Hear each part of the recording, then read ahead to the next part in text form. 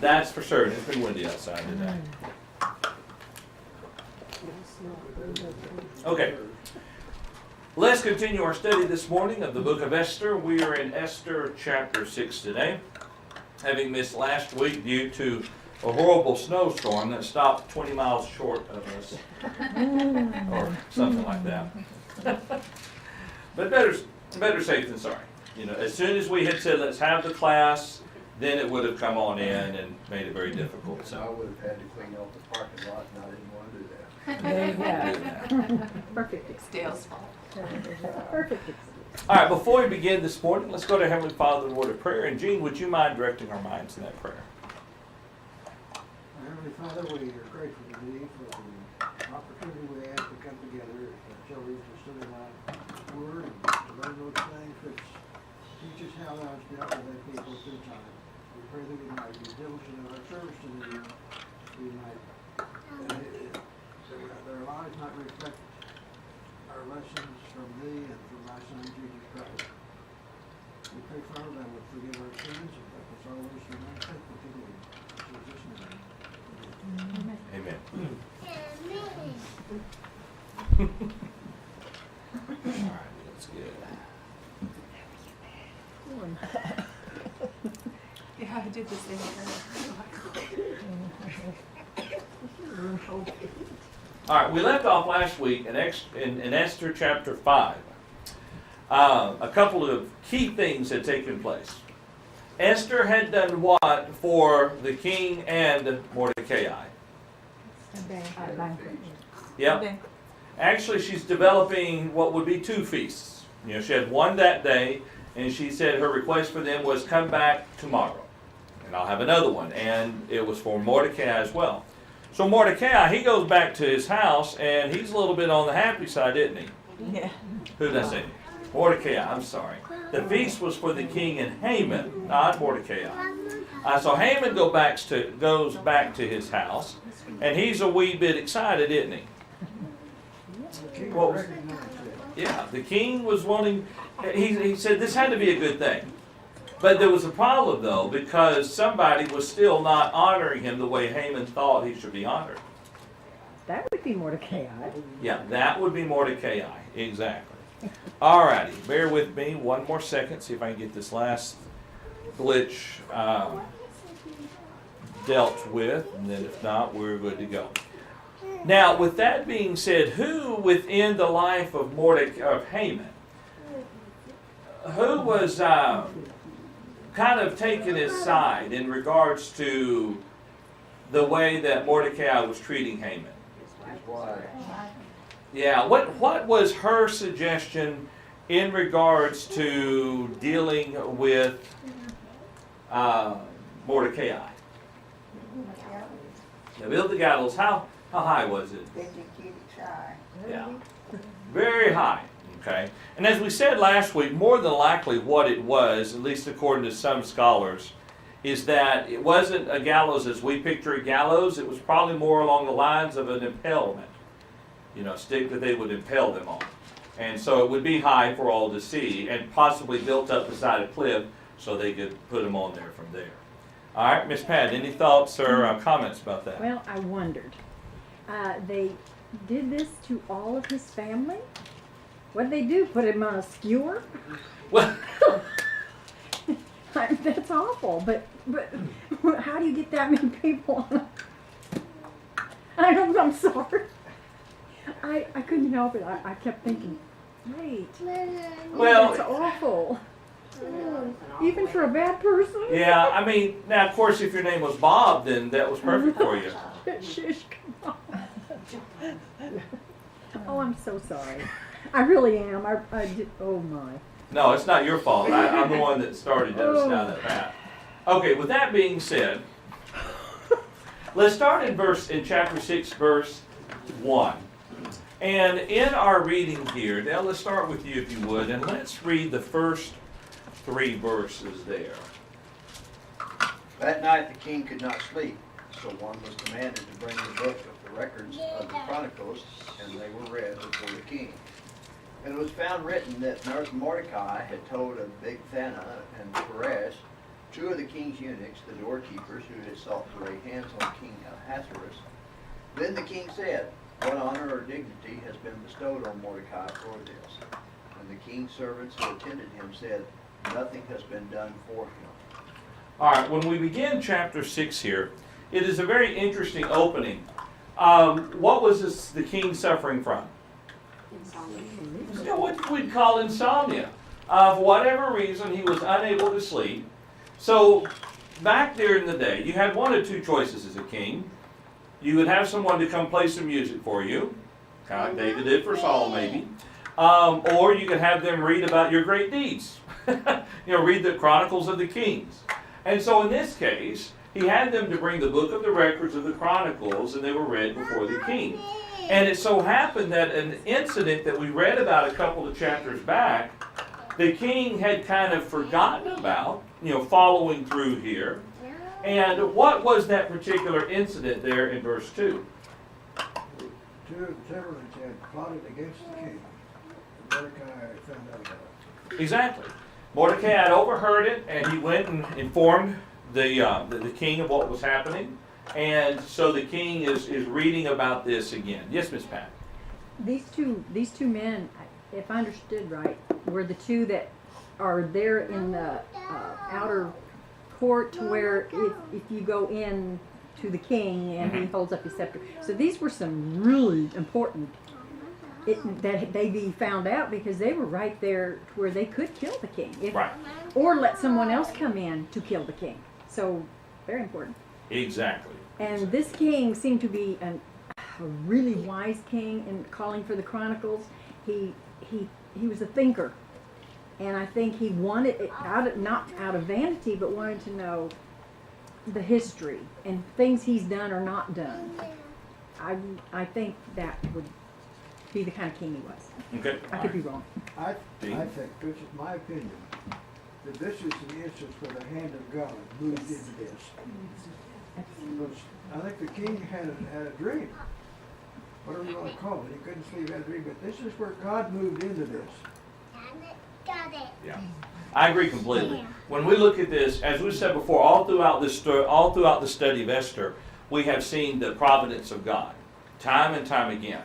And I would put the fact that the king was unable to sleep right there into the realm of providence of God. Whether God caused it directly or it was through His providence, because again, it's one of those steps. Had the king not had a sleepless night, he wouldn't have been reading the Chronicles. He wouldn't have been reminded of Mordecai. Then he would not have wanted to honor Mordecai and turn Haman even more so against him, ultimately leading, of course, to Haman's death. Any other thoughts? All right, notice here in verse 3, he also makes the point. I'm a mouse, there we go. So verse 3, the king asks a very good question. He said, "What honor or dignity has been bestowed on Mordecai for this?" And what was their answer? Yeah, exactly. Nothing has been done for him. Nothing has been done for him. All right, any thoughts or comments or questions? If you're watching from home, I'm trying to get the chat room to load up, and it's not loading up any for me at all. So sometimes we have folks who will join us from home, and they can ask questions or comments, and we can bring them into the study. And if it's working for you, it's not working for me. So we're not ignoring you if you've got something to say. Just can't see it yet. All right, any other thoughts? All right, let's continue here with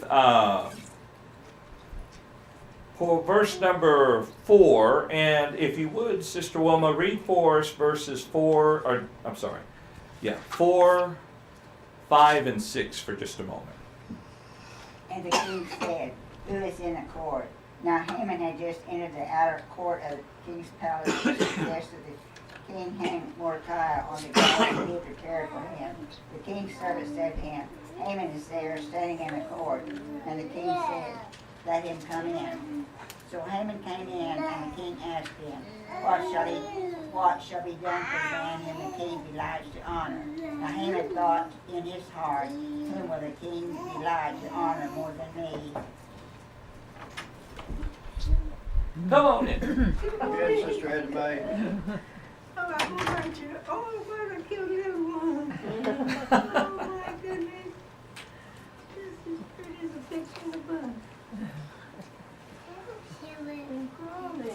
Okay. Now, starting there with verse 4. So, the king posed the question there. He says, now who is in the court? He's wanting someone to consult about this. Someone that maybe who would give him sound advice, someone that he would trust in. And so who happened to be in the court at that time? Yeah, good old Haman. Fellow you can count on who's willing to say yes to the king over anything, as long as he is elevated. So Haman had entered the outer court of the king's palace to suggest that the king hang Mordecai. So why was Haman there in the court of the king in the first place? Choosing. Speak to the king about hanging Mordecai. Exactly. You know, he's already got the gallows built. So, king, let's go ahead and put it to use and hang Mordecai. The problem, though, with that is that this was not the king's concern. All right, look there at verse 5. They told him who was there, so the king said, come on in. And as soon as Haman walks in, what is the question there that the king asks of Haman? What should be done for the man that delights the king? Exactly. What should we do for the man whom the king would like to honor? Now this is right up Haman's alley. Yes, I finally have my recognition. Because whom would the king delight to honor more than Me. me? Exactly. All right, so with that being the case then, let's start there in verse 7. And, well, Sister Stewart, since you sat so close to Miss Wilma, and she just finished reading, we'll back up to you there. You're not on Esther? Oh, excuse me. Read, if you wouldn't mind, please, verses 7, 8, and 9, please. And Haman answered the king, for the man whom the king delights to honor. Let a royal robe be brought, which the king has worn, and a horse on which the king has ridden, which has a royal crest placed on his head. Move it up there. There you go. Then let this robe and horse be delivered to the hand of one of the king's most noble princes, that he may array the man whom the king delights to honor. Then parade him on horseback through the city square and proclaim before him, thus shall it be done to the man whom the king delights to honor. Okay. So backing up now to verse 7 there. Haman sees his opportunity. And so he says, for whom the man whom the king delights to honor. Here's what I'd like to see you do, Sir King. He says, let a royal robe be brought, which who has worn? The king. King has worn, okay? Wow. And a horse on which the king has ridden, which has a royal crest placed upon his head. You know, you think about it, what he's going for in all rights is to look like a king. Exactly. So then with verse 9, he says, then let this robe and horse be delivered to the hand of one of the king's most noble princes, that he may array the man whom the king delights to honor. Then, not only do you do that, but let's parade him throughout the whole city square on the horseback. And say, thus shall it be done to the man whom the king delights to honor. So conceited. All right, that's a very good point. When we look at this verse right here, it is just one element of several instances showing Haman's personality. You know, go all the way back to when Haman walked out and Mordecai would not bow down to him, and that infuriated him. All the way to this right here. He wants to be recognized, and he wants everybody to make a big to-do over him. All right, any thoughts or comments? What he's wanting is for the people to see him as second in command, Okay, only to the king. that's a very good point. He wants the second place in the kingdom there. He's almost usurping.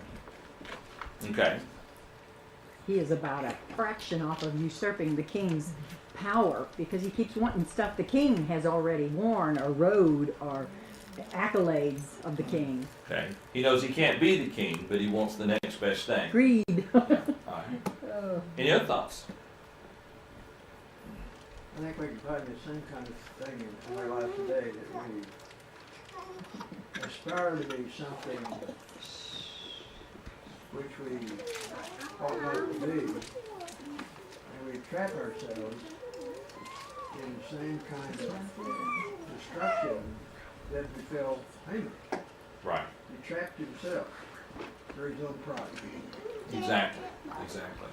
1 Corinthians chapter 10, let's talk about this for a minute. When we go back to verse 12 of 1 Corinthians chapter 10, Paul here draws a conclusion. He talks about the children of Israel that roamed in the wilderness for 40 years, and he talks about how that many of them died and were scattered in the wilderness because of their disobedience to God. Verse 13 we often quote by saying that God will not let us be tempted beyond what we were able to bear, but will with every temptation provide a way of escape. But the conclusion, though, to what Paul is saying there in verse 12, or the conclusion seen in verse 12 is this: therefore let him who thinks he stands take heed lest he fall. Okay. Now, this may not be quite the same pride as what we see within Haman. We understand that pride is something that goes before a fall, as some would say, and that it is the opposite of James chapter 4, where he tells us to humble ourselves before the Lord and he will lift us up. But it's the idea that the person who thinks he's on solid ground, take care, because he is going to fall. Any thoughts or comments?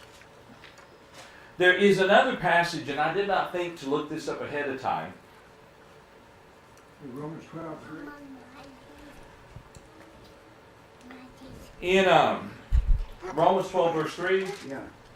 that's true. For I say, though, through the grace given to me, to everyone who is among you, not think of himself more highly than he ought to think, but to think soberly as God dealt each one a measure of faith. Couple that Philippians chapter 2.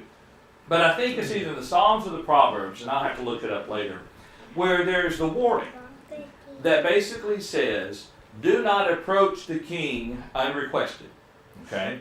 The man that goes up to the king of his own free will be cast away. But the man to whom the king says, come to me and stand by my side, will be the one that is accepted by the king. In this case in point, Haman was the one that was kind of pushing himself to be by the king's side. And ultimately, because of what he is striving to do and the motivation behind it, the tables are going to be turned on him. All right, any thoughts or comments? All right, let's see. Let me come back to our text now. And on board. Now, the significance, as we saw here, we've already talked about this. He was wanting to be as the king, or at least to be second to the king there, and with all the glory that the king received. There's an expression that we might use. It goes something to the effect, and I always mess expressions up, as Rhonda knows. But it's the idea of riding someone's coattails. Okay. And if you've not heard that before, which I'm sure you probably have, it's the idea of someone who is achieving fame and glory. Okay. And you see them, and you jump on their coattails, so to speak, to ride with them. So that you're riding their coattails to fame and glory. Speak of that in political elections. That's true. That's true. They are. The other phrase is they hitch the wagon. Yeah. They'll hitch the wagon to someone, thinking that they could go a long way with them. That's true. We have in our neighborhood a young man who made somewhat fair popularity a couple of years ago with the singing, and he still performs, very popular over in the Asian countries, and still trying to make the breakthrough here.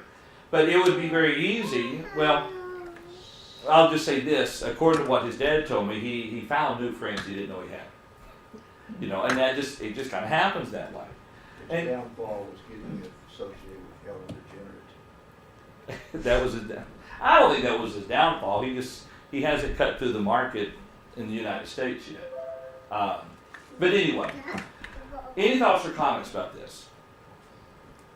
You look at verse 9 and everything, of course, Haman is the king's most noble prince here. And what he's wanting to do is take this robe and the horse to the one the king wants to delight Mm-hmm. and to honor, which was Mordecai. Right. Of course, he's wanting Mordecai killed, but the king is degrading Mordecai in essence by parading him through the city. Say that last phrase again. Haman is wanting Mordecai killed. Right. That's not what the king's thought is. Right. King's thought is just parading him through the city in a degrading fashion. The king, that commentary suggests that the king is wanting to parade Mordecai through the city in a degrading fashion. I don't see that. At this point, the king hasn't agreed to it. This is just what Haman is wanting to be done. Well, but at verse 10, the king did agree to it. Right. So let's continue with that, and then we'll kind of weigh that a little bit. Let's see. Sister Mariston, is that right? Marceline, sorry. Would you, I will read. I'm not a very good reader, but that's quite all right. Would you mind reading, let's do 10 and 11, please. Then the king said to Haman, hurry, take the robe and the horse as you have suggested, and do so for Mordecai the Jew who sits within the king's gates. Leave nothing undone of all that you have spoken. So Haman took the robe and the horse, arrayed Mordecai, and led him on horseback through the city square, and proclaimed him, thus shall it be done to the man whom he delights to honor. Okay. Let's go back up here to verse 10. So the king acts upon what Haman suggests. All right. As a matter of fact, he says, hurry, take the robe and the horse as you have suggested, and do so for whom? Mordecai, the Jew, who sits within the king's gate. So the king knew who Mordecai was. It had just been read to him what Mordecai had done. He's wanting to honor Mordecai. So he says, I want you to do this. You remember Haman said, and let a prince, prepare everything and lead this fellow through. Well, he's going to be the prince, if you would. And so he says, leave nothing undone for all that you have spoken. Any thoughts or comments? This is a dagger to the heart of him. Oh, absolutely. It's killing. Absolutely.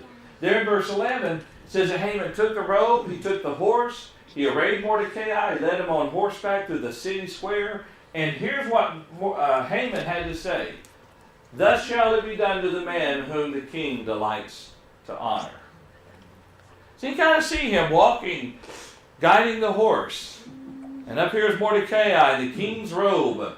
And Haman's having to say, thus shall it be done for the man whom the king delights to honor.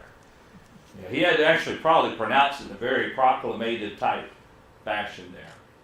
All right? Is proclamative a word? Go ahead, Miss Pat. There's a proverb on this that was in, if a man digs a pit, he will fall into it. If a man rolls a stone, it will roll back on him. In other words, it's possible. If you're rolling a stone, if you go up a hill, it's going to roll back on you. Or if you dig a pit, you could possibly fall in it. And that was connected to this. Okay, that's a very good point. Miss Phyllis. I'm thinking every step of the way, every honor he has to do, every preparation he makes, he's thinking, I hate this guy and he's taking it away from me. Because when he built it up in his mind, he's claiming it as he goes, oh, I want to be wearing this. I want to be writing this. I want this to be said about me. So every inch of the way, he's already given it to himself and he's thinking that guy took it from me. Yeah. As a matter of fact, his sorrow is going to be so bad when we look at verse 12 there, that he is mourning with his head covered. So bad. Okay. But this is what happens when we propel ourselves into such a state where we build our own selves up and then someone else is chosen. Not the greatest of examples, but how many of you ever saw that movie, The Christmas Story, with a little kid who wanted the Red Ryder BB gun? Nearly every scenario, he's in school and he's writing about what he wants, and he just dreams his teacher reading it, and everybody praising him and patting him on the back. you know, and you got an A and everything. And then, you know, she just, when he finally wakes up from his daydream, she says, go sit down, you know. And it's kind of what Haman was doing here. He was envisioning all this to come upon him, and then it's not. All right, any thoughts? Okay. Rodney, you look perplexed for a moment. Okay. It's like one of the little kids in Peanuts that always wants a pony. Pardon? It's like one of the little kids in Peanuts that always expects a pony. Which one was that? Cross, another thing. No, which one? That's Peanuts, that's, Peanuts. which one is it? Who wanted the pony though? The characters of the Peanuts. Must have been Jordy. I don't know. I thought he always wanted his kite or the football. Yeah. But you're right though, and what we find here though is it wasn't simply Haman wished to be honored by the king. He was craving this. It was a lust that was driving him, and it was driving him against one of God's people. All right, any other thoughts? I think too, when Jesus was going to be honored to come to what the queen had prepared. Remember, he went back, told his family, told Yes. everybody, and so this was good for him if he could go. You know, they could see him with the king's robe on Yeah. and all that stuff. Yeah. Instead, he's going to walk back home with his head hung low. His wife's going to say, "How did the feast go?" Yeah. Don't ask. Nice. None of your business. Yeah, it's about how you feel. None of your business. Good, Rodney. Proverbs 11, verse 29 and 30. When pride comes, then comes disgrace, but with the humble is wisdom. The integrity of the upright guides them, but the crookedness of the treacherous destroys them. Proverbs what? 11, 29 and 30. Okay. No luck on finding the one I referenced about the king. Miss Phyllis? 25:6. Proverbs 25:6. I think that's what you're talking about. Do not exalt yourself in the presence of the king, and do not stand in the place of the great. For it is better that he say to you, "Come up here," than that you should be put lower in the presence of the prince whom your eyes have seen. Do not go hastily to court, for what will you do in the end when you're... So yeah, that's kind of the thought, you know. It'd be better for the king to say, "Come up here by my side," instead of you being put down lower than the princes there. Yeah. Thank you. All right, with that being the case, let's now start our reading there in verse 12. And let's read, do you mind reading, Terry? Let's read verses 12, 13, and 14. Let me get us there. There you go. Afterward, Mordecai went back to the king's gate, but Haman hurried to his house mourning and with his head covered. When Haman told his wife Zeresh and all his friends everything that had happened to him, his wise men and his wife Zeresh said to him, "If Mordecai, before whom you have begun to fall, is of Jewish descent, you will not prevail against him, but will surely fall before him." While they were still talking with him, the king's eunuchs came and hastened to bring Haman to the banquet which Esther had prepared. Okay. Now, I jumped ahead of something I said a while ago, it was a little bit early. They hadn't had the second feast yet. Remember, she had one banquet and made the request to the king, "Let's do this again tomorrow and I'll make my request known to you." The event that just occurred happened that night on into the next day. Now we're coming time for the actual feast to which Esther had invited, again, Mordecai and the king. Okay. So, after this was done, afterward, Mordecai went back to the king's gate. Haman, of course, goes to his house mourning with his head covered. Okay. Nowadays, why would a person cover their head? Humility. Keep getting cold. Okay, let me be a little more specific with my question. Nowadays, when someone's being arrested by the police officer and you've got all the cameras and everything, why do they hold their coat over their head? There you go. Sign of shame. Part of it is shame. They are ashamed. And I doubt very seriously this is connected so much with shame. It very well could have been hiding his head in shame. It very well could have been the simple fact of the process of mourning. I mean, he was completely and utterly humiliated by what was just what he had to do just now. Or it could have been because of grief.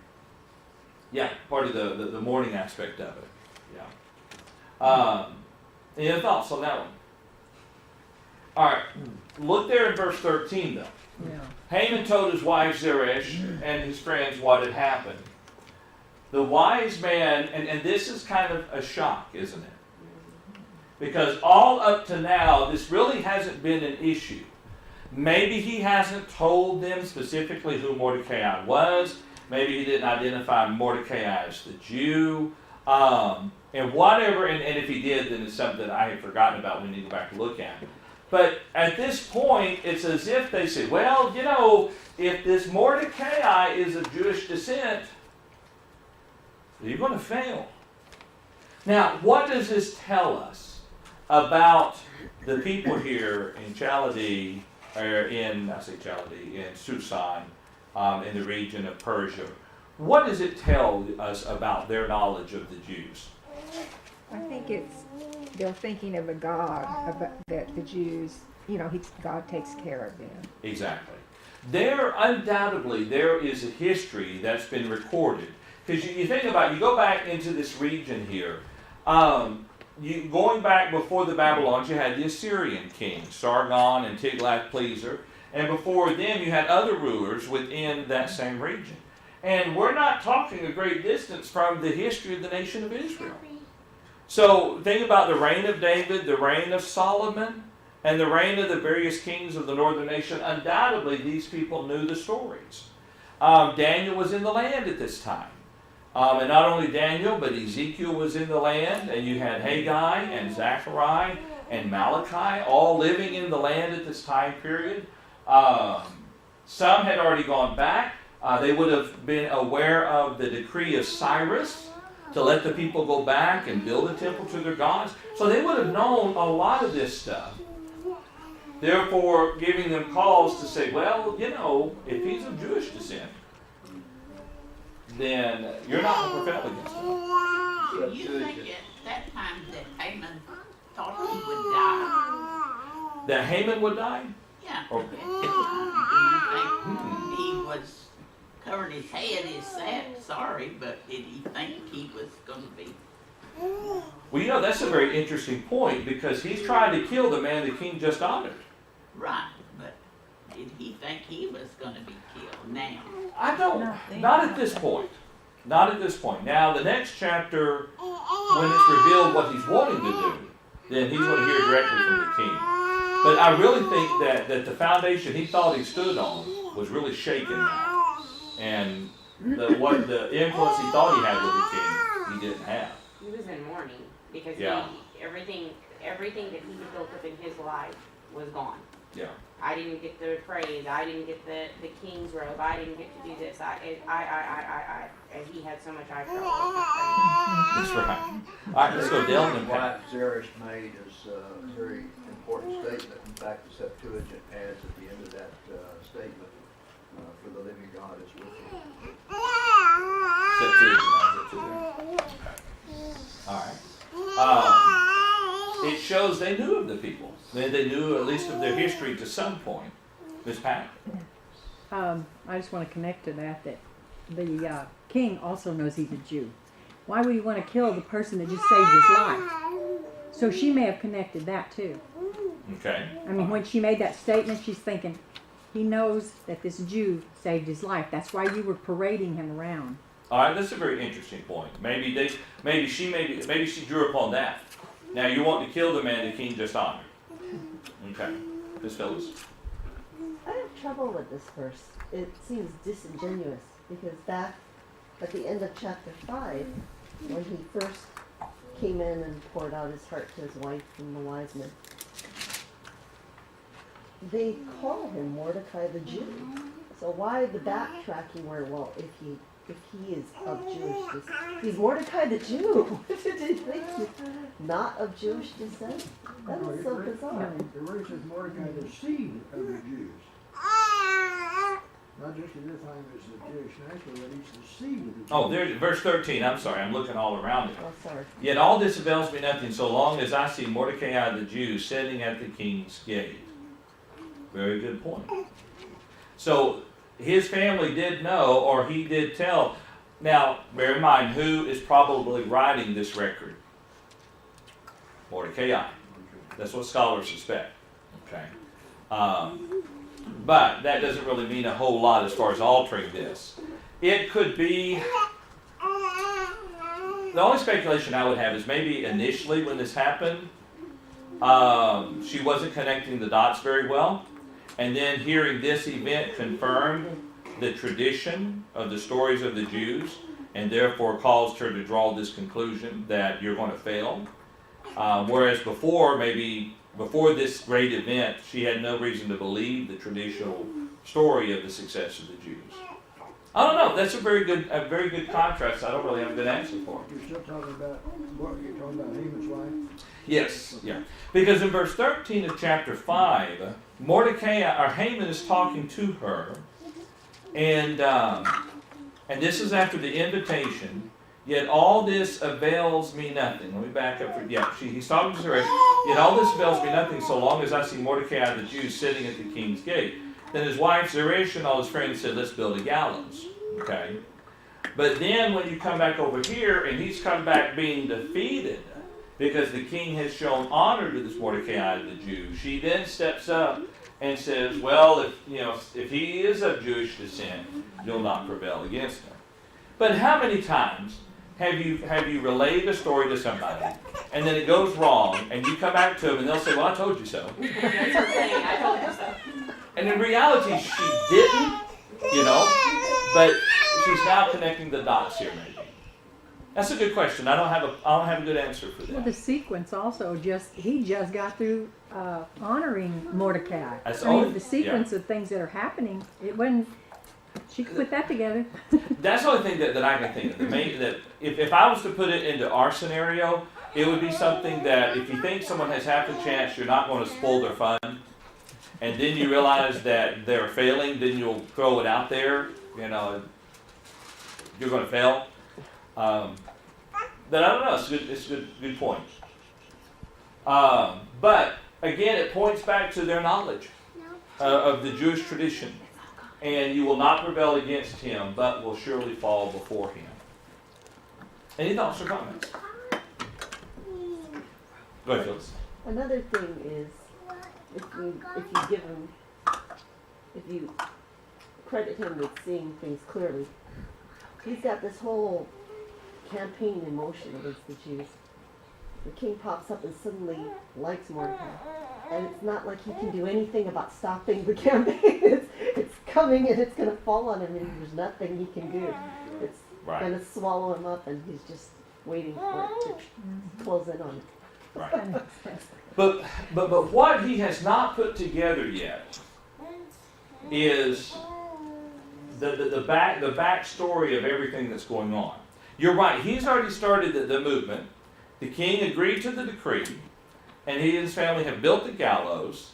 And he was going to ask permission to hang Mordecai, but he didn't get around to asking that question. And so now, but the decree is still in effect. Remember, the king has still signed the decree, so whenever that is dated to begin, that's still good to go. Now, maybe at some point it's going to click in his brain, how is the king going to react when they start killing all these Jews, the relatives of Mordecai? I don't know. But verse 14 tells us, while they were still talking, the king's eunuch came and hastened to bring him to the banquet which Esther had prepared. Well, at least we have the banquet. At least I'll get to be honored today. One last time. Yeah, maybe this is what he's thinking as well. Any thoughts or comments? Anything? Gee. It would seem to me, another opinion, that he was really not at that point worrying about the Jews. Right. Generically. He was worried about his own life, because he could see the whole thing falling around him. Yeah. And here he is going to a banquet with the king and with Queen Esther, and who knows what's going to happen there. Yeah. He's already at the edge of the cliff, just about ready to step over. He doesn't know who's going to push him. That's a good point. It all depends on how he views this situation. In other words, if he's standing there fearful, well, what if the king finds out the person that initiated the decree is the same man he's honored? he could be sweating about that. Or it could be the case where he says, at least I've got that. You know, at least that's going to be accomplished. It's a good question. All right, but we're going to continue, though. Let's first walk through the questions of chapter 6, and then we'll step into chapter 7. We still got some time to do that. Kind of a shorter... Okay, we're back. All right, question number 1. Since the king could not sleep, what did he do? Sent for the book of Chronicles. Yep, he called for the Chronicles of the Kings to be read before him. What had Mordecai done for the king? Exactly. He reported an assassination plan. Who was standing in the court waiting to see the king, though? Good old Haman. Number 4, what counsel did the king ask of Mordecai?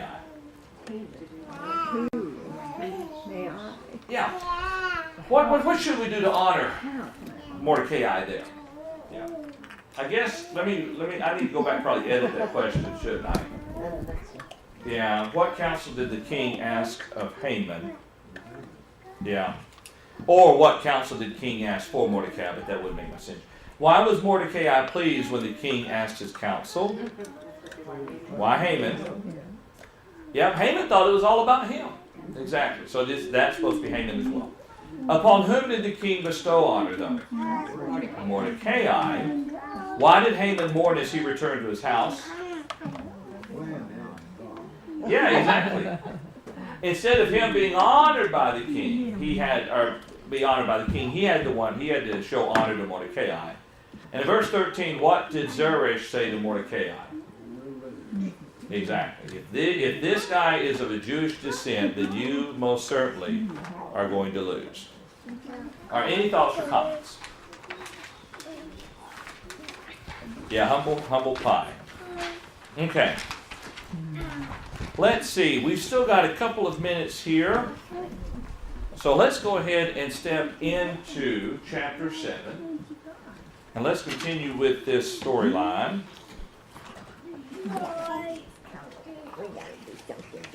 Now, let's start in verse 1. And Miss Florence, would you mind reading for us in chapter 7 and read for us verses... Let's read the first 4 verses there, if you would, please. Okay. So the king and Haman went to dine with Queen Esther. And on the second day at the banquet of wine, the king again said to Esther, "What is your petition, Queen Esther? It shall be granted you. And what is your request up to the half of the kingdom? It shall be done." Then Queen Esther answered and said, "If I have found favor in your sight, O king, and if it pleases the king, let my life be given me at my petition, and my people at my request. For we have been sold, my people and I, to be destroyed, to be killed, and to be annihilated. Had we been sold as male and female slaves, I would have held my tongue, although the enemy could never compensate for the king's loss." Okay. Back up there to verse 1 now. So the king and Haman, they come to this great feast that is being thrown on, at least seemingly on their behalf, by Queen Esther. And now notice it says on the second day at the banquet of wine. This is not a simple meal. This is a full-fledged feast, isn't it? Full-fledged banquet. And so the second day, the king asks, what does he ask, Esther there? Yeah, what do you want? I'll give it to you. It'll be granted up to what? Half my kingdom. Yeah, up to half the kingdom. It shall be done. So imagine Haman now. He's sitting there and hearing this great request. And then Esther stands up, or maybe continues in her seat, and says, "If I found favor in your sight, O king, and if it pleases the king, let my life be given, or let life be given me." I can't read, can I?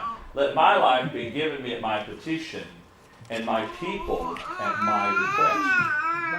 Okay. She is at this moment, she's about to identify herself with whom? Jews. With the Jews, exactly. And so she says in verse 4, "For we have been sold, my people and I, to be what? Yeah. Killed, annihilated. Yeah. Now think about this for just a moment as we read through here. He knows there's only one person that could have authorized such a deal, and that was the king. Okay? So she is telling him that me and my people, we've been sold to be destroyed and annihilated. And so imagine his thought for just a moment when he hears this. And then she says, now, had we been sold as slaves, I wouldn't have said a word. You know, it would have cost the king, although the enemy could never compensate for the king's loss, but I wouldn't say anything about it. Any thoughts or comments? Remember that Haman agreed to give 10,000 talents. That's right. So she's you go back to Esther, the 3rd chapter, verse 13, she's quoting exactly what Haman had put out here in the letter. And then she mentions the amount of loss. She's again setting Haman up here. Exactly. That's a very good point. All right. Any other thoughts or comments? She's certainly being very submissive and humble as she speaks to the king, and that is irresistible. Well, that's a very good point. She's not standing up demanding this. She's saying, King, you know, here's our situation. And being very humble as she approaches the king. All right. Let's read a little bit farther here, starting in... Also, Oh, go ahead. note here in verse 4 that she identifies the individual as the enemy. Yeah. In this case, it'd be the enemy of her people. But fundamentally, it will make them the enemy of the king. Because she's the king's wife. Gene. Yeah, and we need to remember too that in any case, whatever her request was, she could not even enter the place of the king without his permission. So it wasn't a matter of being humble; it was just part of the law. She could not even enter in his presence. That's true. He had given her the permission to come, and she maintained that submissive demeanor. Okay. All right, any thoughts? All right, let's see. Miss Karen, would you mind reading for us verses 5 and 6? Then the king Ahasuerus answered and said unto Esther the queen, Who is he, and where is he, that durst presume in his heart to do so? And Esther said, The adversary and enemy is this wicked Haman. Then Haman was afraid before the king and the queen. Yeah, it's at this point that the music would reach a pitch and then it would go to a commercial break. If this was on TV. Because you look at it here. The king hears what Esther's saying and he says, Who is he? And notice the language he uses. And who and where is he who would dare presume in his heart to do such a thing? Imagine being Haman. You hear the queen's request. And at that moment, and although he doesn't talk about this, at that moment Haman had to say, she's a Jew. You know, that had to go through his mind. She's a Jew. I'm lost. I mean, because he tricked the king, persuaded the king to put out a death warrant on his wife. Could it be worse than that? And Yes. he's probably thinking my wife was right. Yeah, that's a good point. Yeah. Man's worse. And so,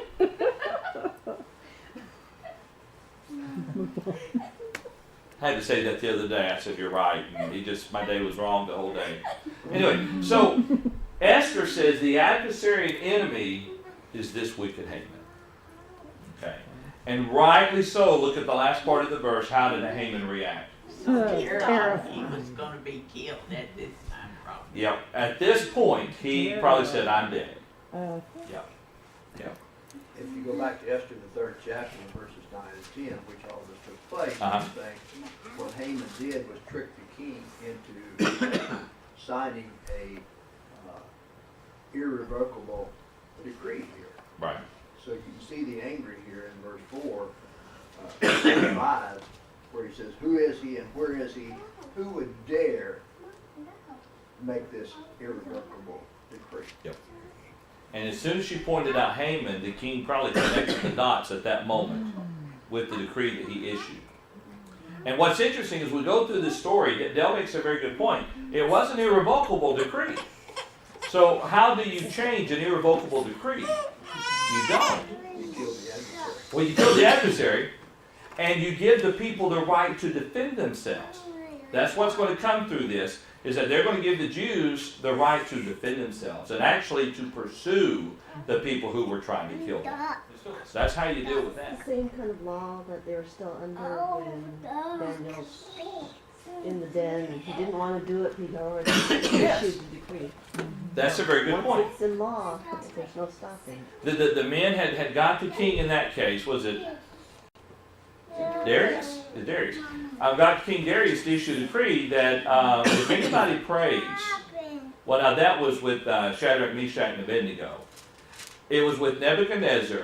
When Nebuchadnezzar built the gold statue and said that you have to bow down before that, Daniel, who's considerably older at this point, is at that stage that, because of the irrevocable decree, is regrettably thrown into the lion's den.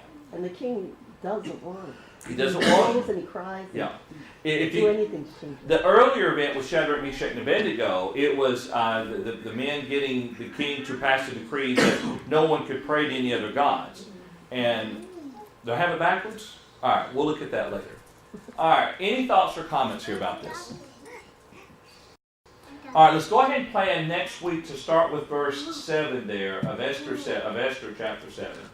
And let's continue with this, and we will have the time next week to probably tackle 7 and 8. So just kind of be looking ahead to that. Any thoughts or comments? I'll wait. All right. Appreciate everybody coming, and sorry about the problems with those who are watching at home. The internet activity, we had some difficulty there. So if you're able to, tonight at 7:30 p.m. at scripturalway.org, we'll have that study. All righty. I appreciate everyone being here this morning. And Dell, if you would dismiss us in a word of prayer, please.